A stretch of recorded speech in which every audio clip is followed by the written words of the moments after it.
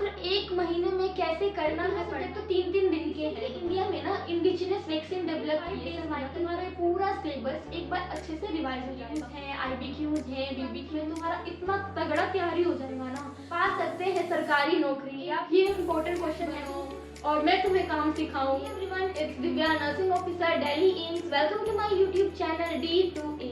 कैसे हैं आप सब? आई होप आप सब अच्छे ही होंगे।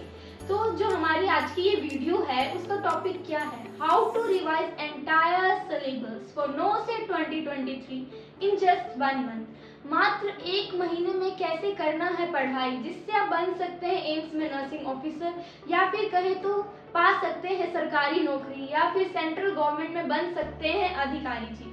तो चलिए वीडियो को करते हैं स्टार्ट। वीडियो को ध्यान से सुनना है गाइस, क्योंकि बहुत ज़्यादा इंपॉर्टेंट टॉपिक्स है इसके अंदर। अगर आपको मेरा ये वीडियो अच्छा लगे तो like, share, comment and subscribe my channel. So चलिए स्टार्ट करते हैं हम सबसे पहले MSN से। MSN में हमें क्या पढ़ना है, कैसे पढ़ना है? तो इसके अंदर हमारे सबसे इम्पोर्टेंट है 5 सिस्टम को। 5 सिस्टम क्या है? कार्डियो, न्यूरो, एंडो, GI और रेस्पिरेटरी। जी हाँ, ये 5 सिस्टम को आपको बहुत अच्छे से करना है। पहले इनका अपने नोट से ना थ्योरी पढ़ लो। फिर 4 बुक है जो हमारी PR, एनक्लेक्स, मोसबी एंड टारगेट। इनसे इनके क्वेश्चंस को हमें करना है सॉल्व। ज़्यादा थ्योरी में नहीं घुसना है, सिर्फ इम्पोर्टेंट जो नोट्स में लिखा है ना वही करना है इसके अंदर हमारा। जैसे ऑटो इम्यून, ENT, आई, हमारा ओंको हो गया, ये सब में से इतना क्वेश्चन नहीं आता है, इनका वेटेज कम है। तो इनमें से सिर्फ थ्योरी एंड PR के क्वेश्चंस कर लेना। इन पे ज़्यादा टाइम वेस्ट हमें बिल्कुल भी नहीं करना है। सिर्फ महत्वपूर्ण जो बातें हैं इनमें से वही हमें ध्यान देना है। फिर अगर हम बात करते हैं, देखो लास्ट के 2 ईयर से क्या है कि थोड़ा इमेज बेस ना कम आया। उससे पहले वाले पेपर में क्या हुआ था, 40 इमेज बेस क्वेश्चन आए थे, but last year last 7 to 8 image base थे। बट अब हमें जैसे पता है कि नॉर्सेट का एग्जाम ईयर में 2 टाइम्स होने वाला है, तो हमें उसके अकॉर्डिंग कुछ ना कुछ तो नया मिलेगा, शानदार पेपर ही आएगा एम्स का।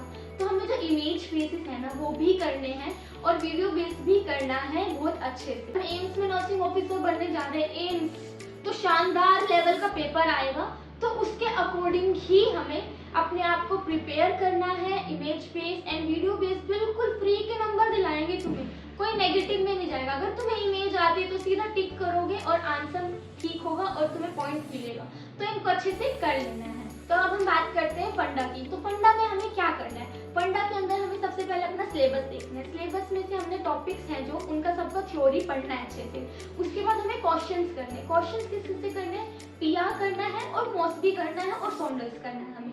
टारगेट इतना इंपॉर्टेंट नहीं है, टारगेट हाई से क्वेश्चन नहीं आते हैं, तो हमें फोकस मेनली PR यादव पे, मोसबी पे और सॉन्डर्स पे ही करना है इसके अंदर हमारा। फिर इसके अंदर कुछ टॉपिक्स है जैसे कि vital sign, dose calculation, anaesthesia, suture, जहाँ से क्वेश्चन बनेगा ही बनेगा हमारे कलर कोडिंग। और एक कोड, जैसे कोड ब्लू पूछ लेते क्या होता है, हमें सबको पता है कार्डियक अरेस्ट आता है तो कोड ब्लू अनाउंस होता है। उसके अलावा भी कुछ कोड है, कोड रेड, कोड ग्रे, तो इन सबको अच्छे से पढ़ लेना है यार, हमें इंपॉर्टेंट टॉपिक है, आएगा ही आएगा। फिर इसके अंदर आते हैं हमारे BBQ। मोस्टली जो BBQ आने के चांसेस है ना वो फंडा से ही है, क्योंकि हमारे सारे प्रोसीजर्स हैं मेनली। तो प्रोसीजर जैसे मेरे टाइम पे क्या पूछा था, प्लूरल टैपिंग का इमेज दिया था और पूछा था कि क्या हो रहा है हमारा। लास्ट ईयर लंबर पंचर का आया था इसके अंदर हमारा, तो उनको अच्छे से करना है। इमेज बेस के अंदर ना पहले जैसे कि कंफर्ट डिवाइसेस का नहीं पूछते थे, बट आजकल कंफर्ट डिवाइस के ऊपर इमेजेस आने लगे। तो जितने भी कंफर्ट डिवाइसेस हैं उनका फंक्शन क्या है, वो कैसा दिखता है, ये सब हमें अच्छे से करना है। ये जो ट्यूब्स हैं, हमारे कैथेटर है, इनके साइजेस, कलर कोडिंग, ये सब देख लेना। बार बार क्वेश्चन पूछा गया है, पूछा जाता है और पूछता रहेगा, तो सिलेक्शन लेना है अच्छी रैंक से, तो ये अच्छे से करना ही पड़ेगा यार, ये तो मिनिमम है। सो अब हम बात करते हैं हमारा third most important subject OBG।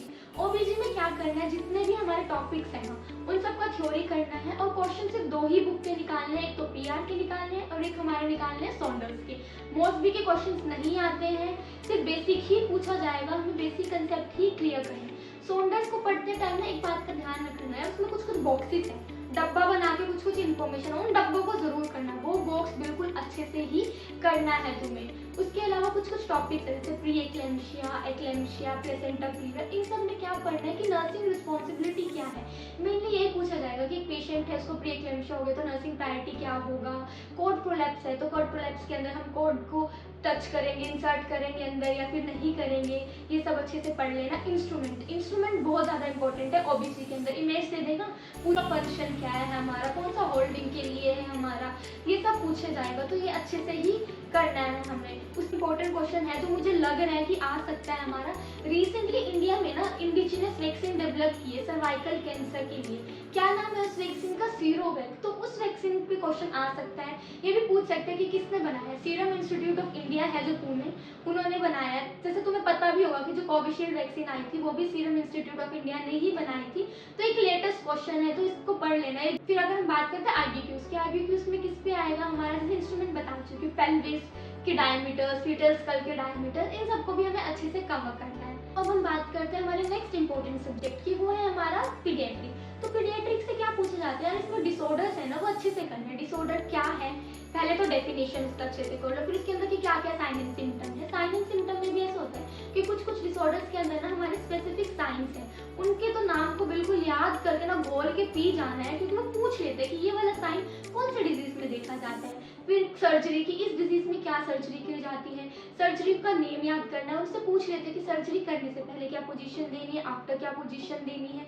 Shunts भी है, जैसे उन शंट्स के नाम याद अच्छे से कर लेना, उनके फंक्शन क्या है ये भी पूछ लिया जाता है। इसके अंदर इमेजेस आ जाती है इसके अंदर हमारा। और जैसे ए साइनोटिक एंड साइनोटिक डिजीज का क्लासिफिकेशन कि ये वाला डिजीज ए साइनोटिक में आएगा या फिर साइनोटिक के अंदर आता है हमारा। ग्रोथ एंड डेवलपमेंट के ऊपर क्वेश्चन आते हैं, बेसिकली इसकी कैरेक्टरिस्टिक्स पे भी पूछ लेते हैं। या फिर पूछ लेते हैं कि बच्चे की इतना एज है तो उसका हाइट कितना होगा, इस एज में मम्मी अपर आर्म सर्कमफ्रेंस कितना होता है, हाइट डबल कब होती है हमारा, वेट डबल कब होता है, ट्रिपल कब होता है। इन पे क्वेश्चंस बनते ही आए हैं, बनते ही रहेंगे हमेशा। तो ये अच्छे से याद कर लेना, बहुत बेसिक सा है इसका हमारा। फिर उसके बाद ये भी पूछ लेते हैं हमारे कि स्किन थिकनेस को मेजर करने के लिए कौन सा इंस्ट्रूमेंट यूज करते हैं। हम सबको पता है हार्टफिंडेंस कैलिपर है, उसको हम यूज करते हैं। एक सब्जेक्ट है हमारा साइकिट्री। साइकिट्री में कैसे करना है, थ्योरी करना है, जितने भी टॉपिक्स हैं हमारे नॉर्सेट के सिलेबस के अकॉर्डिंग उनको कवर करना है। और उसके बाद हमें चारों बुक से क्वेश्चन निकालने हैं। पहले साइकिट्री से इतने क्वेश्चंस नहीं आते थे बट आजकल आने लग गए हैं। और सॉन्डर्स के अंदर कुछ कुछ इंपॉर्टेंट की पॉइंट्स हैं, उन की पॉइंट्स को यार अच्छे से कर लेना है। उसके अलावा जैसे कि साइकोफार्माकोलॉजी, हमारी psycho social therapy, psycho social में भी ना सीबीटी, ग्रुप थेरेपी, मिलियोथेरेपी का अनदर नेम क्या है, ये सब चीज़ें ना पूछी जाती हैं। तो इनको थोड़ा अच्छे से ही रिवाइज करना। और defence mechanism, most important and most lovable topic of AIIMS Delhi, भाई हमेशा पूछता है तो उसको अच्छे से कर लेना है हमारा। और कुछ साइंस है जैसे कि डिप्रेशन है, उसके अंदर ओमेगा साइन देखने को मिलता है, तो उसमें ना इमेज भी दे देते हैं कि ऐसा साइन कौन से पेशेंट में देखने को मिलता है, थोड़ा वो देख लेना। पॉजिटिव नेगेटिव सिम्टम्स हैं वो कर लेना। हेलुसिनेशन क्या, इल्यूजन क्या, बेसिक टर्मिनोलॉजी है ना वो तो कोई भी मत छोड़ना। एक लाइन का क्वेश्चन है वो आएगा ही आएगा हमारा, तो वो अच्छे से करना है। सो फिर नेक्स्ट इंपॉर्टेंट है हमारा कम्युनिटी। कम्युनिटी में से ना बिल्कुल बेसिक ही क्वेश्चन पूछा जाता है, तो उसके ऊपर हमें फालतू का टाइम वेस्ट बिल्कुल नहीं करना है। सिर्फ हमें अपनी सिलेक्टेड थ्योरी पढ़नी है और एक पीआर यादव के ही क्वेश्चन करने हैं। बाकी जगह का कंटेंट के चक्कर में नहीं फंसना है। सिर्फ बेसिक सा ही क्वेश्चन है जो सबको आता है। इसके अंदर कुछ इंपॉर्टेंट टॉपिक्स है। इम्यूनाइजेशन शेड्यूल वो अच्छे से कर लेना है, कॉन्ट्रासेप्शन कर लेना है, communicable disease, non communicable disease, cold chain. पहले कोल्ड चेन पे इतना नहीं आता था, आजकल कोल्ड चेन पे पूछने लगे हैं। इसके अंदर हमारे क्वेश्चन प्रोग्राम्स पूछ लेते हैं, डेज पूछ लेते हैं कि एड्स डे कब सेलिब्रेट करता है, यूथ डे कब आता है, योगा डे कब आता है हमारा। तो इन सबको अच्छे से कर लेना है हमें। बात करते हैं हमारे रिसर्च की। तो रिसर्च के अंदर ना देखो पहले तो क्वेश्चन नहीं बनते थे बट अब रिसेंटली क्या है 4 to 5 ईयर से ना क्वेश्चन पूछने लग गया है। उसमें भी कुछ सिलेक्टेड ही टॉपिक्स है जैसे quantitative method, qualitative method, research design क्या है, सैम्पलिंग में पूछ लेगा snowball sampling, probability, non probability में कौन सा आता है, ये सब पूछ लेते हैं इसके अंदर। तो इसमें सिर्फ थ्योरी पढ़ो सिलेक्टेड और पीआर के क्वेश्चन सॉल्व कर लेना। बाकी 10 बुक्स से क्वेश्चन सॉल्व नहीं करना है, सिर्फ एक पीआर है बेसिक वो ही करना है हमें। और फिर हम बात करें अगर स्टैट्स की, स्टैट में मीन, मीडियन, मोड यही क्वेश्चन पूछे जाते हैं। तो इससे एक क्वेश्चन आएगा ही आएगा, कोई छोड़ मत देना कि यार स्टैट्स तो ऐसे ही नहीं। आई गारंटी यू एक क्वेश्चन ना पक्का ही पूछा जाएगा। तो प्लीज़ अच्छे से कर लेना है। तो इन सब के बाद ना हमारे बिल्कुल छोटे छोटे से सब्जेक्ट्स बच जाते हैं, micro, biochemistry, nutrition, sociology, management. इनमें ज़्यादा टाइम वेस्ट नहीं करना है, इनकी थ्योरी के पीछे नहीं भागना है, सिर्फ क्वेश्चंस ही करने हैं हमें पीआर यादव से।